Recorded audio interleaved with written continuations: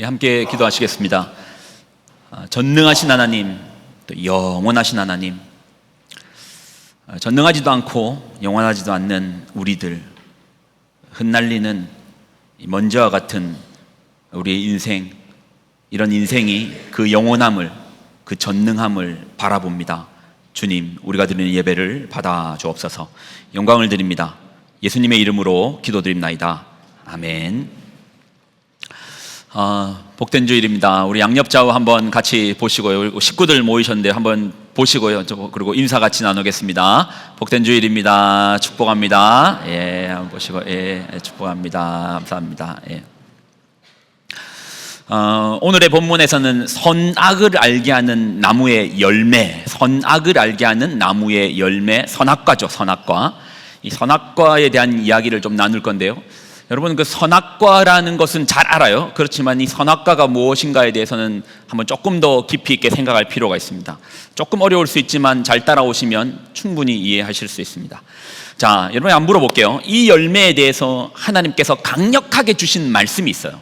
이 선악을 알게 하는 나무를 하나님 딱 지적하시며 이 나무에 대해서 주신 말씀은, 이 선악을 알게 하는 나무의 열매는 뭐 하지 말라? 뭐 하지 말라? 먹지 말라. 먹지 말라고 했어요. 그럼 먹으면 어떻게 되는데요? 자, 띄워주십시오. 먹으면 어떻게 되는데요? 반드시 죽으리라. 자, 선악을 알게 하는 나무의 열매는 뭐 하지 말라? 먹지 말라. 먹으면 어떻게 되는데요? 반드시 죽으리라. 자, 그러면 다시 한번 물어보겠습니다. 여러분 댁에 집에 먹으면 죽는 음식이 있습니다. 먹으면 죽는 음식이 있어요. 자, 어디 두시겠습니까? 자, 여기 어디 두실래요? 자, 이 사진은 그냥 제가 포온 겁니다. 우리 집 아닙니다. 자, 어디 두실래요? 남의 집이라 생각하지 말고 우리 집이라면 어디에 두시겠습니까? 자, 요 TV가 보이는 선반 앞에 두시겠습니까? 제가 예전에 기숙사 살 때 친구가 아파가지고 그 기숙사니까 이제 친구가 아픈 거 뻔히 알잖아요. 그래서 친구 방에 갔는데 애가 누워 있어요. 장염에 걸렸더라고요.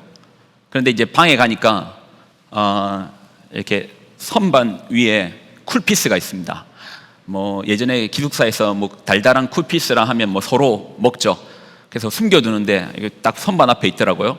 제가 보자마자 마셨죠. 상했더라고요. 그래서 야, 이 상한 거를 두면 어떡해? 내가 그거 먹고 장염 걸렸는지 아닌지 확인해 보려고 놔뒀대요. 저도 그 다음날 장염 걸렸습니다. 예. 자, 여러분 어디 두실래요? 혹시 소파 앞에 있는 요 하얀 선반에 두실 분 있습니까? 이건 뭐죠? 너 먹고 죽으라는 거죠. 예. 먹으면 죽는 열매인데, 자, 그 다음 사진 한번 보여주십시오. 자, 만약에 금고가 있습니다. 여러분 금고 안에 두시지 않겠습니까? 먹으면 죽잖아요.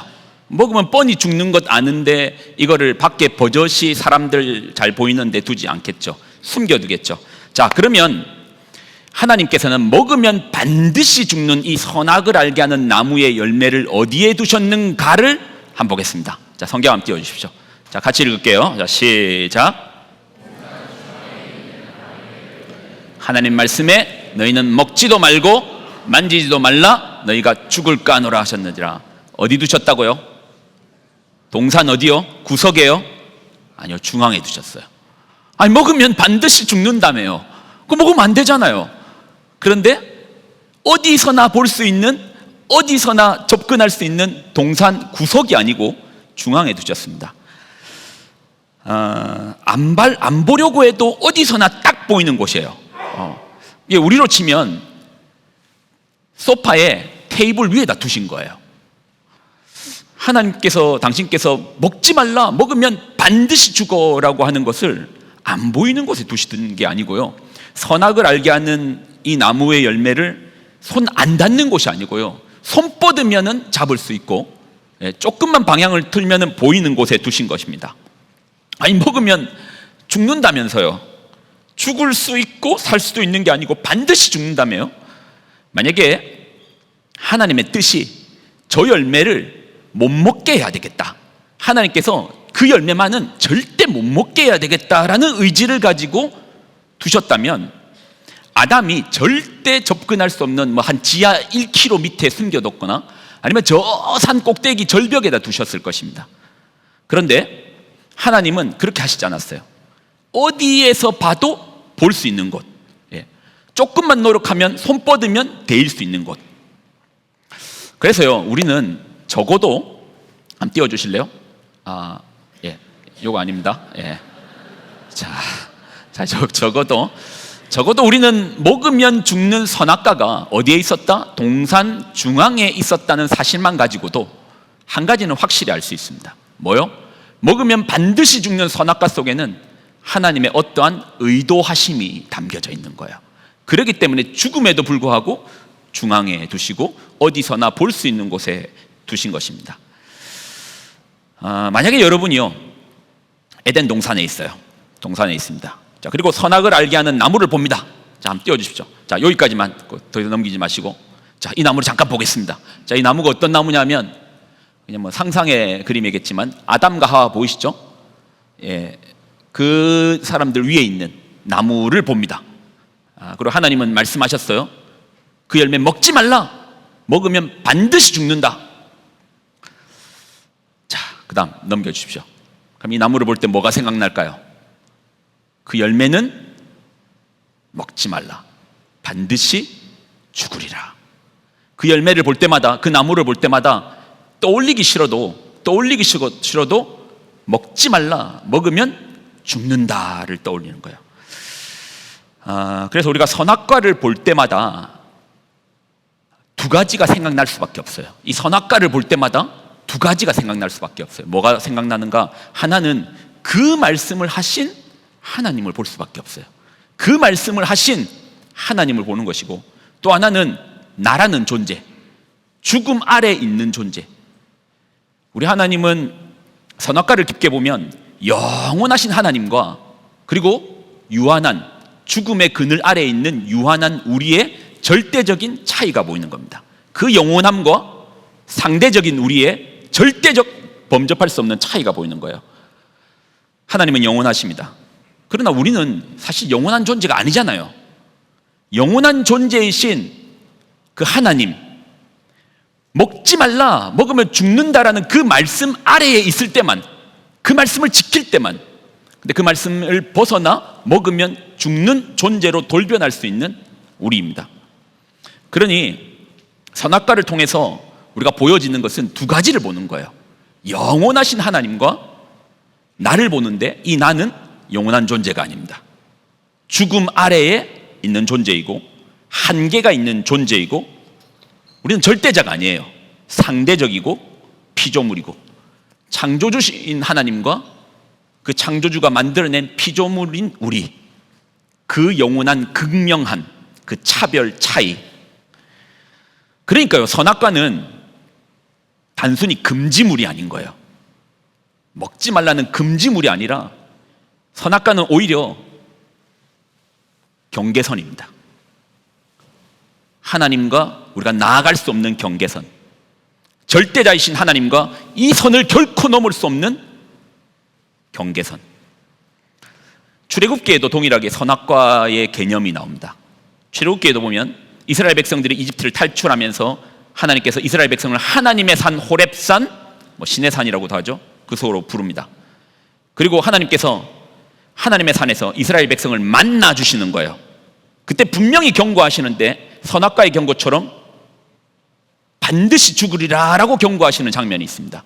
자, 여러분 직접 한번 읽어보세요. 출애굽기 19장 10절입니다. 자, 읽겠습니다. 시작.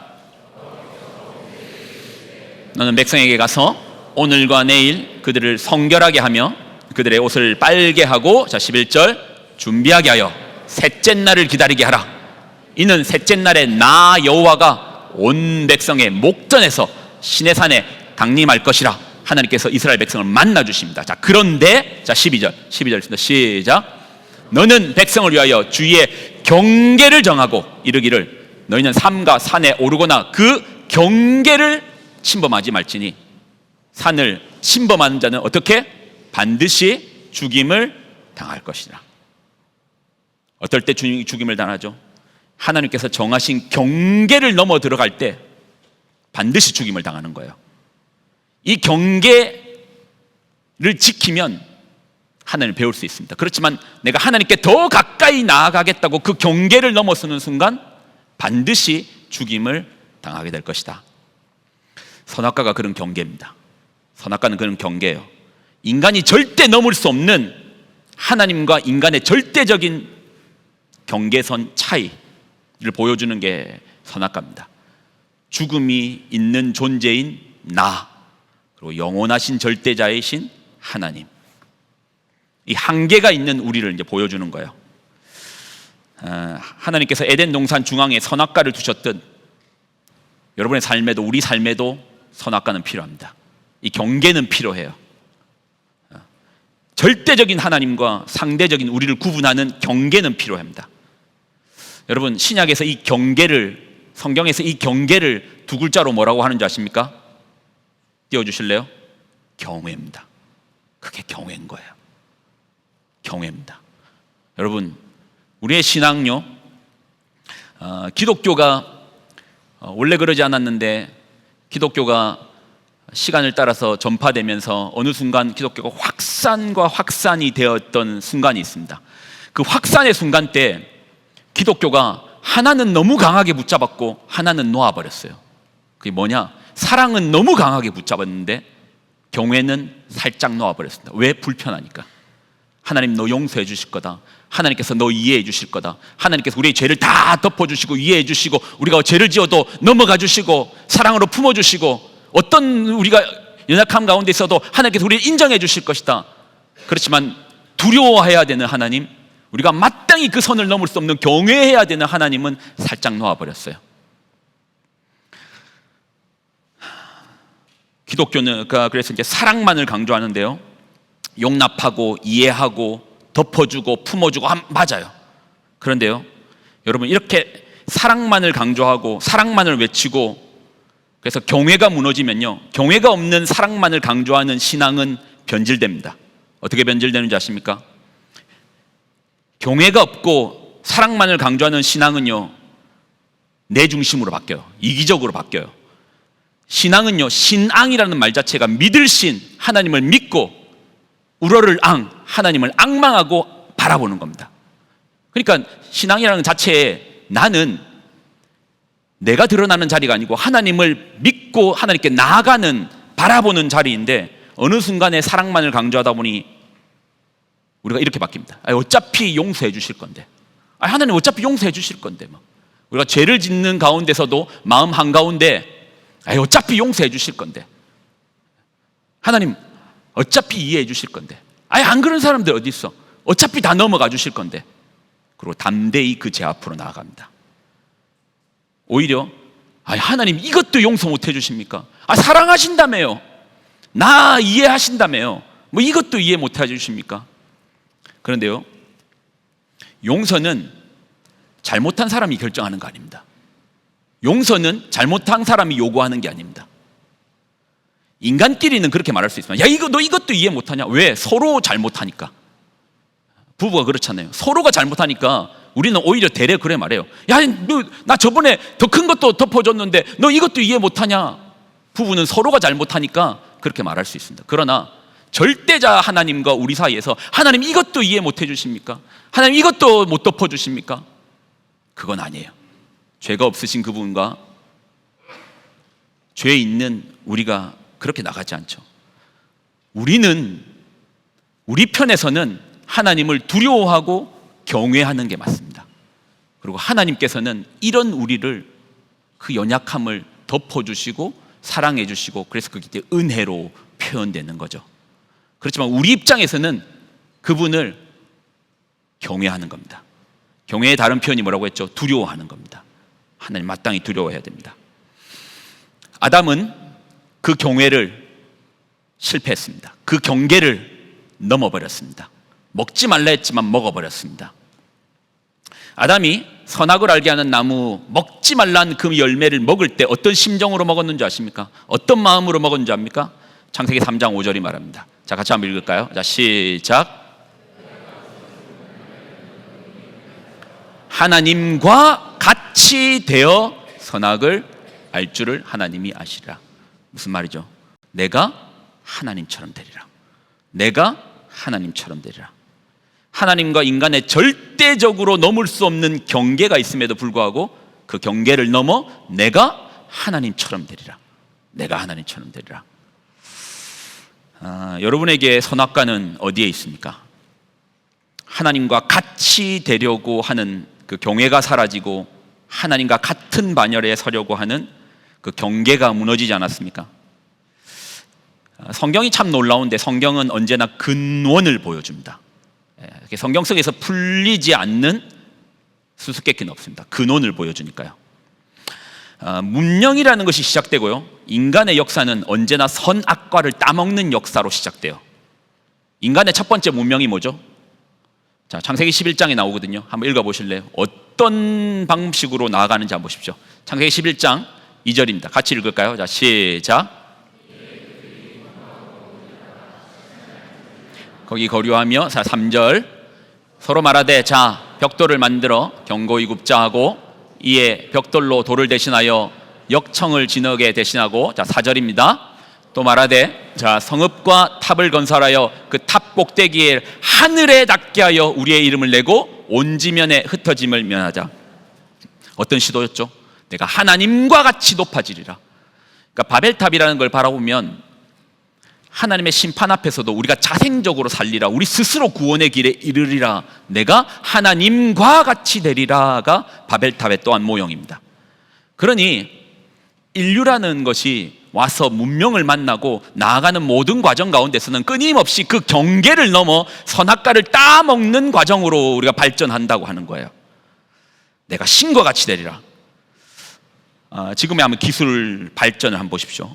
뭐 AI, 저도 챗 GPT 쓰고 있거든요. 유료 버전 쓰고 있습니다. 그래도 챗 GPT 쓰고 있거든요. 진짜 놀라워요. 놀라워요.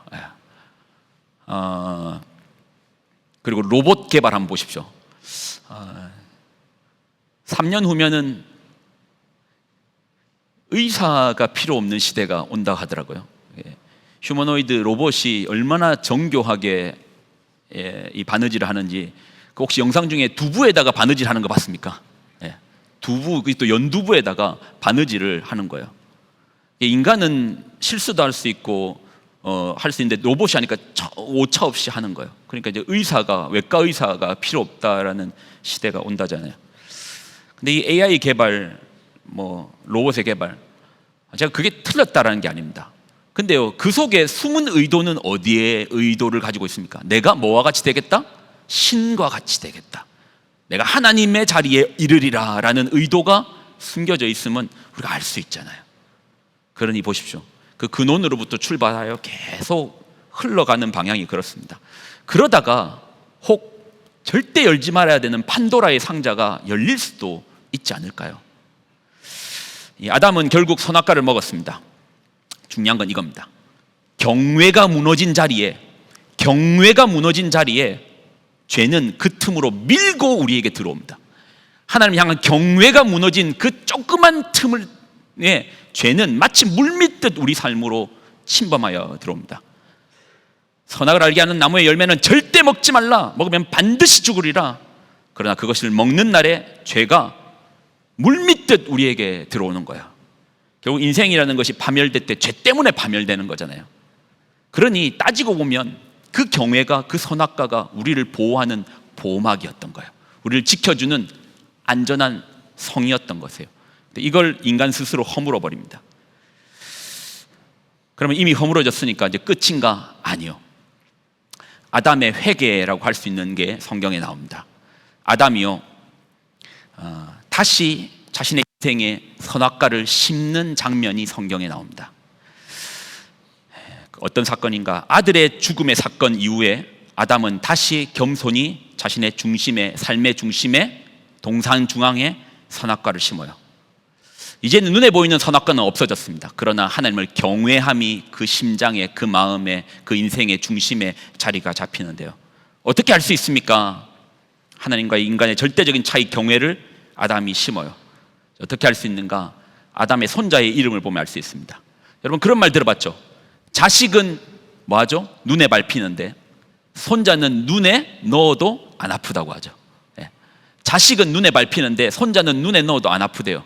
눈에 넣어도 아프지 않는 손자의 이름을 아담이 정해주는데요. 이스라엘에서 이름은 단순히 호칭이 아닙니다. 의미를 가지고 있습니다.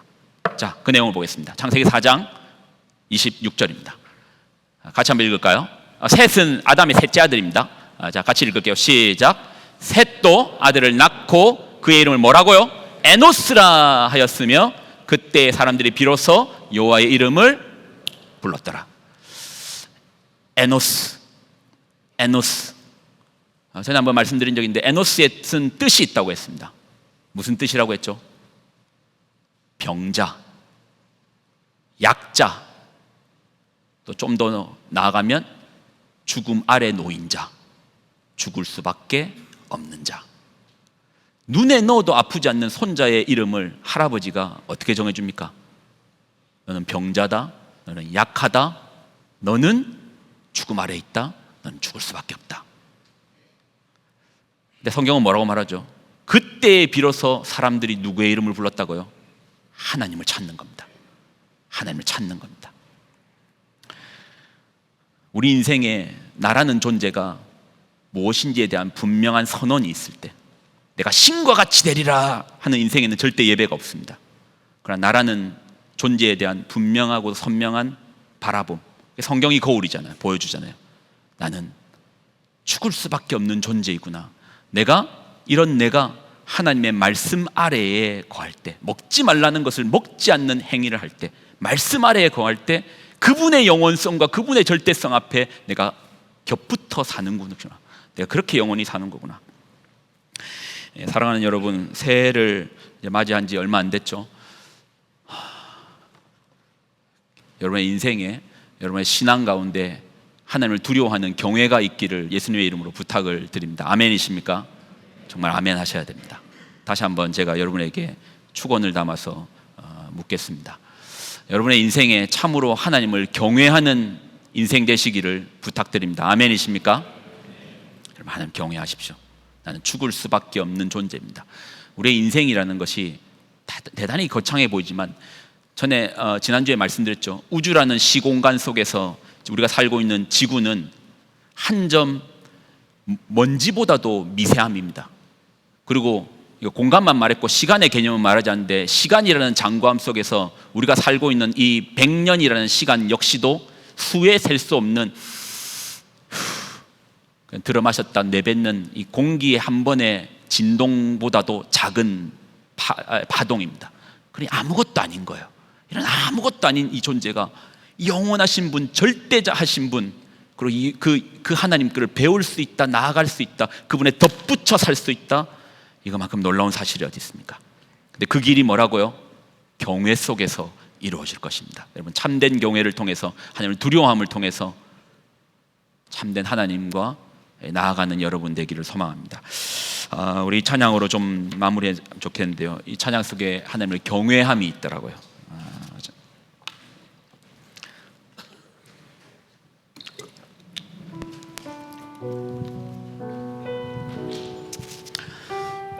그 놀라우신 하나님을 떠오르며, 여러분 찬양 몰라도 괜찮아요. 그렇지만 가사는 여러분 읊조릴 수 있잖아요. 그렇게라도 찬양하셔야 됩니다. 우리 이 고백 드릴까요? 주의 아름다움은, 주의 아름다움은 말로, 전체적으로 볼륨은 좀 낮춰주세요.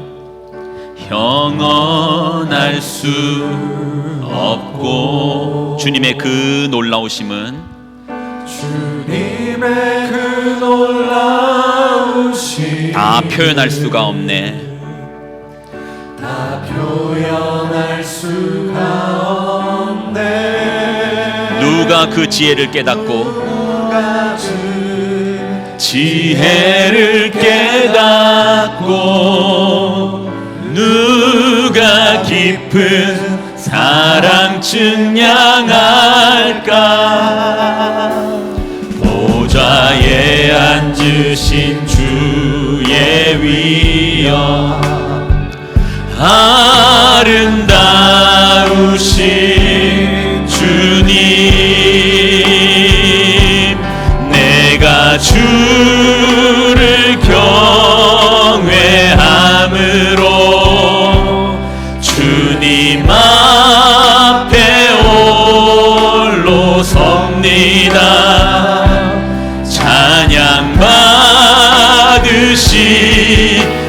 합당한 거룩하신 주님. 여러분 다 괜찮다면 일어서서 찬양할까요? 주의 아름다움은 말로다 형언할 수 없고 주님의 그 놀라우심은 주님의 그 놀라우심은 다 표현할 수가 없네. 누가 그 지혜를 깨닫고 누가 깊은 사랑 증량할까. 보좌에 앉으신 주의 위엄 아름다우신 주님. 내가 주를 경외함으로 주님 앞에 홀로 섭니다. 찬양 받으시기 합당한 거룩하신 주. 내가 주를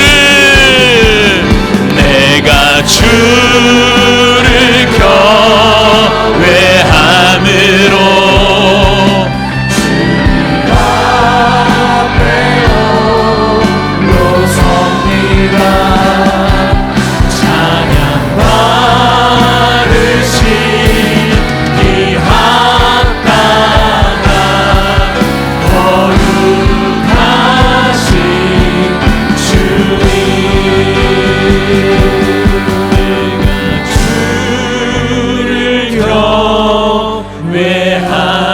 외함으로 주님 앞에 홀로 섭니다. 찬양 받으시기 합당한 거룩하신 주님.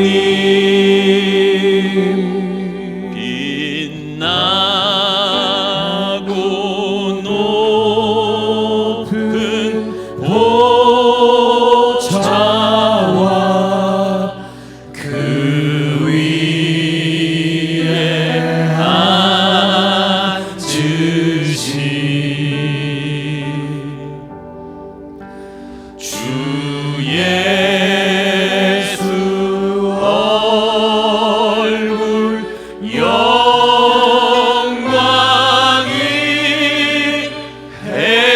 해같이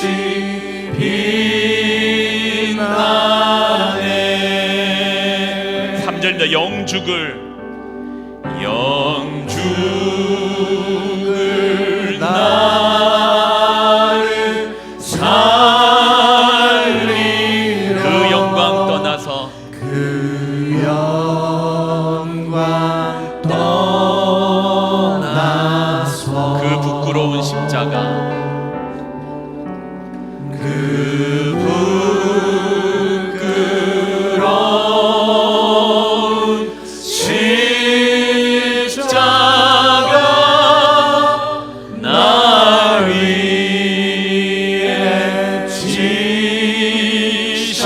지셨네. 나 이제 생명 있음은 나 이제 생명 있음은 주님의 은혜요.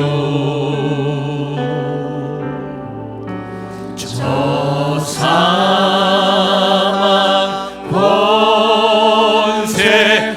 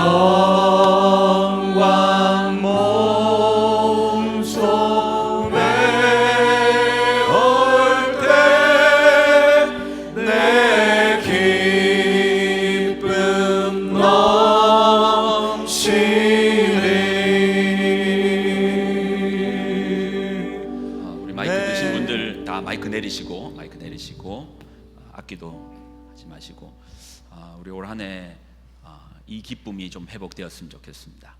하나님의 먼지 같은 우리가 영광의 하나님을 배우는 것만 가지고도 그 기쁨이 설명되지 않는 그 기쁨이 우리 안에 회복되기를 원합니다. 주님의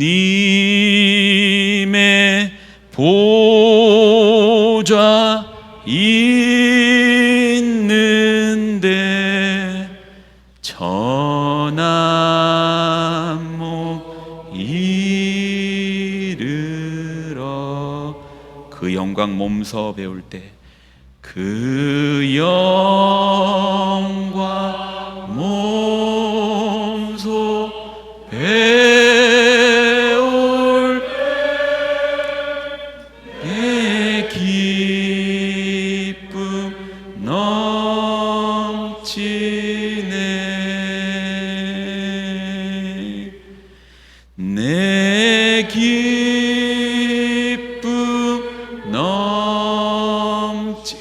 정말 한 번만 더 고백할까요?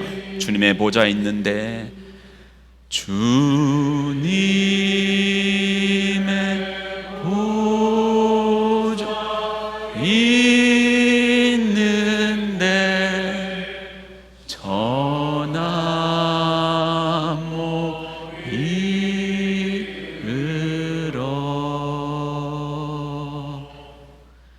그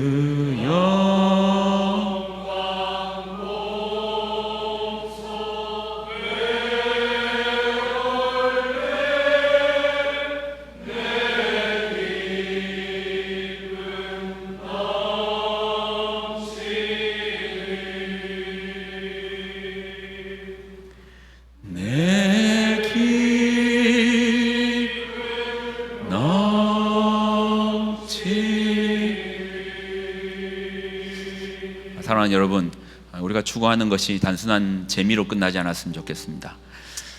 우리가 믿고 있는 이 신앙은 정말 놀라운 겁니다. 놀라운 거예요. 세상이 발전하겠죠. 아마 그 발전의 속도와 함께 누군가 그렇더라고요. 자본주의는 끊임없이 물질을 생산하고 더불어서 끊임없이 인간의 욕망을 더 크게 만든 것이 이제 자본주의라 얘기하더라고요. 근데 여러분, 욕망만을 쫓아가면은 눈이 멀어버립니다. 욕망 앞에 우리가 눈 멀잖아요. 재미와 기쁨은 다릅니다. 세상이 주는 재미와 기쁨은 달라요. 여러분, 우리가 드리는 예배 속에서 여러분 삶에서 만나는 하나님, 나라는 무한히 작은 존재와 무한히 크신 하나님이 만나는 그 기쁨이 올 한 해 회복되시기를, 예배 가운데 발견되시기를 예수님의 이름으로 부탁을 드립니다. 아멘이십니까? 정말 한번 올 한 해 우리가 예배를 드릴 때마다 그 기쁨 가운데서 주님을 배웠고 설명이 되지 않죠. 그 넘침 가운데서 하나님께로 나아가는 여러분 되시기를 부탁을 드립니다. 제가 기도할까요? 하나님, 영광의 하나님을 배웁니다. 우리 참 작은 존재인데, 시간이 지나면 기억되지 않을 존재인데, 지금 좀 열심히 사나, 지금 좀 누구도 베풀기 살고 또 있으나, 이것도 다 따지고 보면 나 위해서 나 좋은 소리 듣자고, 내 마음 풍부해지자고 하는 우리는 그런 존재인데, 이런 우리가 절대적인 하나님, 절대적인 창조주, 또 그 영원하신 하나님을 배웁니다. 우리의 삶에서 이것이 참된 기쁨임을 깨닫고, 특히 우리 자녀들 이 상대적인 즐거움 속에서 또 세상이 주는 그런 재미만을 쫓아 나아가는데, 우리 부모가 먼저 그 참된 즐거움을 회복하고 누림으로 우리 자녀들에게도 재미를 넘어서는 하나님 주시는 기쁨에 대해서도 나눌 수 있는 또 우리 부모 세대들 되게 하여 주시고, 우리 역시 세상이 주는 것들만 향하여 쫓아가는 것이 아니라 예배 가운데 우리 삶에서 만나주시는 그 경이로우신 하나님을 배웁고 예배하는 참된 예배자 되게 하여 주옵소서. 우리의 가정들마다 하나님을 참으로 두려워하고 나아가는 경외가 회복되게 하여 주옵소서. 이제는 우리 주 예수 그리스도의 은혜와 하나님의 무한 극진하신 사랑하심과 성령님의 교통동행 충만하심의 역사하심이 참으로 우리 인생 가운데 찾아오신 하나님, 그 하나님을 두렵게 떨며 그분의 말씀 앞에 두려움으로 나아가며 하나님을 경외함으로 하나님께로부터 은혜를 누리는, 또 그렇게 살기를 작정한 귀한 성도들의 삶과 가정과 자녀들의 머리머리 위에 이제부터 영원히 항상 함께하여 주시기를 간절히 축원드리옵나이다. 아멘.